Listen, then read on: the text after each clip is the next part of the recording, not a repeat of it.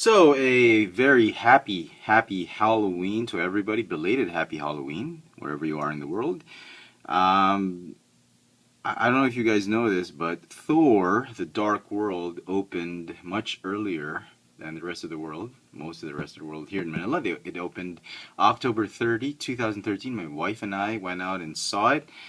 And I'd like to give my quick and dirty review of the movie Thor, The Dark World. So here goes.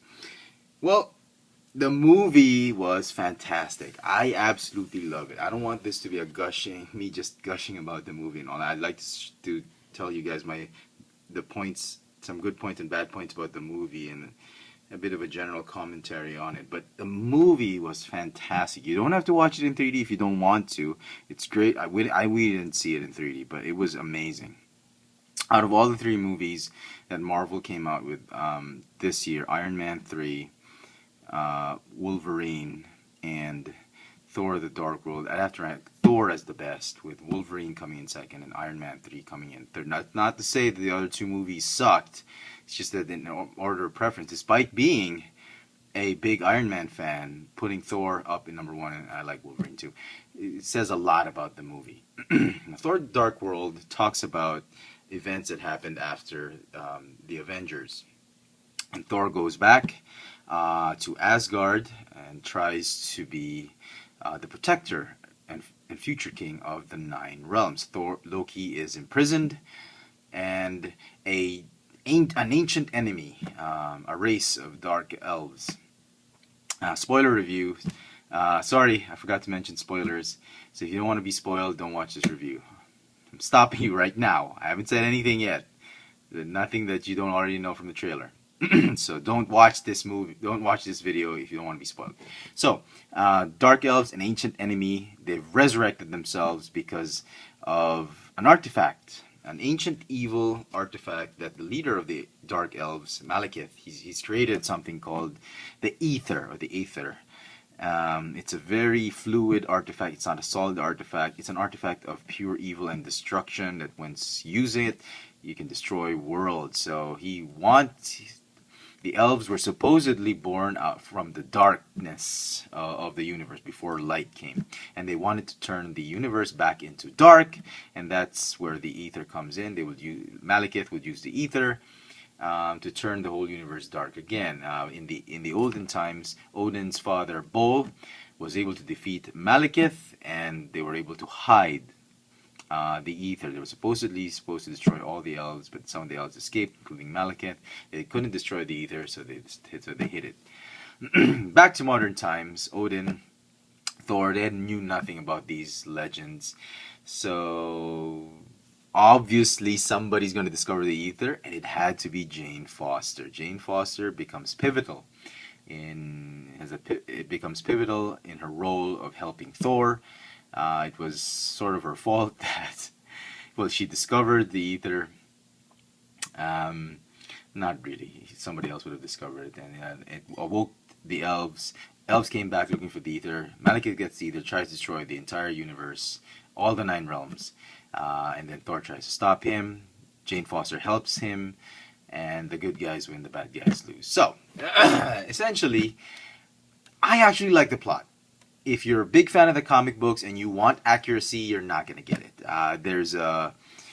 They borrowed a lot of stories from the comic books, and they made it. I'd like to think it was sort of an original mishmash or conundrum or whatever, compilation. They got bits and pieces of stories of characters here and there, and they sort of took some creative license and made it into a story for the cinematic universe, which I think worked. I mean, even if you're a big fan of Thor and you're hardcore Thor, I think you're still going to enjoy this movie. So, plot-wise, to me, it was okay. Very, very nice. There was also a lot of depth for the characters. There's a lot of character development. You get to see Thor's humanity, his divinity by being human, and his divinity and his humanity by being a god of thunder. It sounds metaphoric and all that philosophical crap, but that's what you get. he is becoming much more human than a god, and in the end becomes much more god than human. It's a paradox for me too. But as you watch the movie, you get to see his evolution. He's no longer hungry for the throne. He wants to be good. He wants to be a good man, a good person. And I like the fact that they made Jane Foster not just a damsel in distress. She was the secretary of Don Blake, love interest. She was assistant to the dentist. Don Blake was a doctor, dentist, whatever. And she was just an assistant. Now I like the fact that they made her smart. This is not about, well, it's not about women empowerment. I think it's creating a character that was befitting of Thor. And I think the Jane Foster character in the cinematic universe was just amazing. And you get to see also in the movie a little bit of a jealousy coming around between her and Sif. It's not explicitly shown, but you get to see Sif as one of Thor's best friends. Maybe possible love interest. If you read up on the comic books, if you read up on the comic books, you get to see a little bit of jealousy, tension building there, especially when Sif sees Jane Foster again and in Asgard. So a little bit interesting there, a little bit of nice drama here. The drama's not too heavy. I mean, there's a lot of drama, but this is the kind of drama that Marvel has. It really makes you. There's a lot of catharsis in the film that makes you really want to see more development of the film. Having said that, the whole story, the whole dramatic plot, as it were, the end of the universe is at hand, and Thor is on his own with Loki, obviously, as you've seen in the trailer, and with Jane Foster trying to save the universe, trying to find a way to stop Malekith, the unstoppable, with the unstoppable force of the ether, and trying to save the whole universe and Earth as well. And how does Malekith try to destroy the whole universe? There is, once in 5,000 years, an alignment of all the 9 realms, where all 9 realms can interact with each other freely, matter and antimatter crossing between. And that's really where Jane Foster, that concept of a singularity being created between worlds and black holes, wormholes being created between worlds. That's essentially how Jane Foster tries to help Thor. Her discoveries of these interactions, these links between the 9 realms when the event occurs, when the alignment occurs, convergence occurs, is really essentially what helps Thor win the battle. And if you haven't watched the film, again I said don't listen to this, but if you have watched the film, I think you'll share my opinion that the film was a little bit anticlimactic in the end. I'm jumping all over the place. Let me just finish my point. Going back to the whole, I love the drama in the plot. I love the character development. I love the intricacies of each character. Jane Foster, Odin, the relationship between Loki and Thor, Thor and his friends, Malekith. I love that. But in the end, the way they defeated Malekith, they obviously will defeat Malekith. It was a little bit anticlimactic. My wife actually thought it was so simple how Jane Foster was able to help Thor defeat Malekith through using a singularity generator and wormhole generator and whatnot. But she discovered how these wormholes were created, or some singularities were created between the 9 realms, and she used it to her advantage to defeat Malekith. Without going into too much detail, let's just say that she teleported Malekith's bits and pieces here and there, and then teleported a huge spaceship to crush him. Anyway. Through the help of Thor, obviously. Also, what's interesting is, with all this drama going on, the director and the story writers have found ways to insert a lot of humor in this movie. This movie was dramatic, it was action-packed, and it was funny as heck. You get cameo appearances. Stan Lee was not the funniest cameo appearance. And if you watch the movie, you know what I'm talking about. One of the Avengers makes a cameo appearance.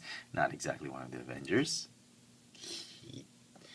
Him, because of him. One of the Avengers sort of appears, and it was so funny. Super funny. I thought that was the funniest moment there. A lot of other things were funny, and it's a nice balance. I like it.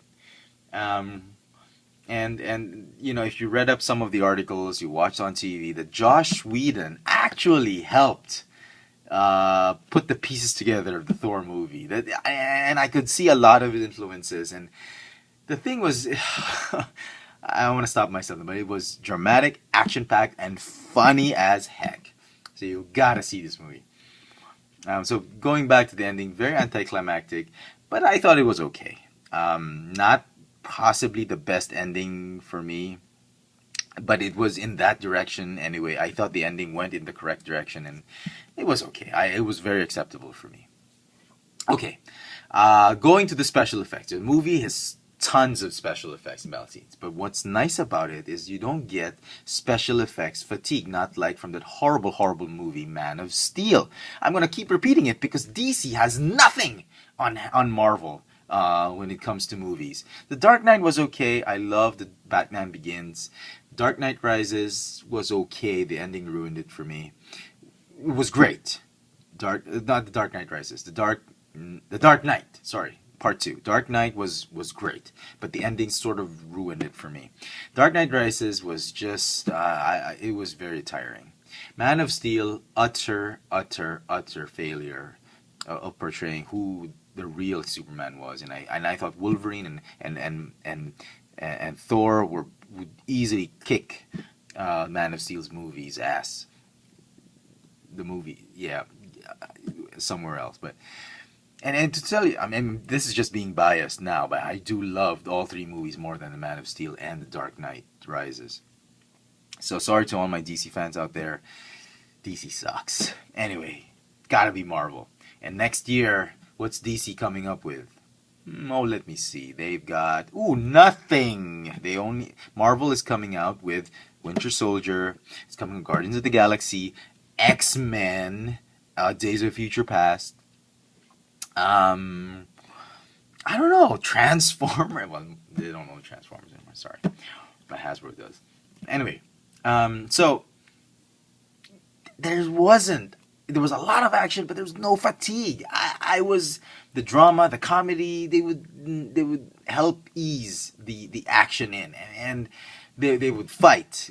Thor and Malekith, they would fight, but it wasn't tiring. There were in places here and there. It was like Jumper.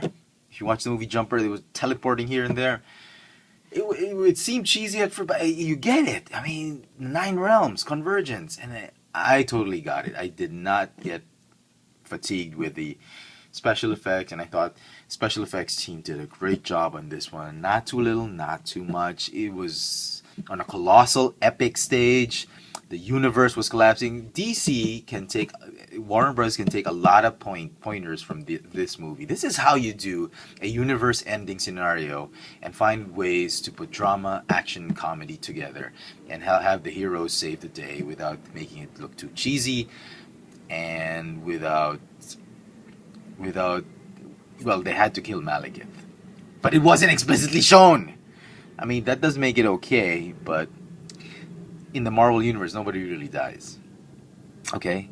There are some deaths. It was very tear-jerky in one sense. But nobody really stays dead in the Marvel Universe. Case in point, Patrick Stewart as Professor Xavier. I'll not elaborate. So there you go, folks. Fantastic movie. If at all, any comments on it, negative comments, is the ending was a little bit too anticlimactic, but acceptable enough. A little bit tragedy, some deaths, at least one. There was a little bit of violence here and there. Maybe might be too much for kids under 13. That's why the movie's PG-13. I like also the fact, I forgot to mention the use of a singularity grenade. That was one of the weapons they used, the Dark Elves used. They created singularity to rip up a person, and eventually that's what Loki did to destroy the curse. Anyway, this was supposed to be quick and dirty. The movie to me is a must-see. You don't have to see it in 3D, but if you love Thor, if you love the Marvel Cinematic Universe, this is a must-watch film. Great in all aspects, full of action, full of drama, full of comedy, not too tiring with the special effects. Plot was okay, significant inspiration from the comic books. The characters were great, phenomenal acting. There's just too much to say without, I don't want to keep gushing and just boring you guys to death. So, very, very nice. I give the movie a 95% rating. It is amazing. I haven't actually seen Rotten Tomatoes. It's still moving. It's still moving down and moving up. Then I don't know, but I'd expect it to have a higher rating than maybe perhaps Wolverine and Man of Steel. There you go, folks. My long and dirty review of Thor: The Dark World. Go see it in theaters. Thanks for watching.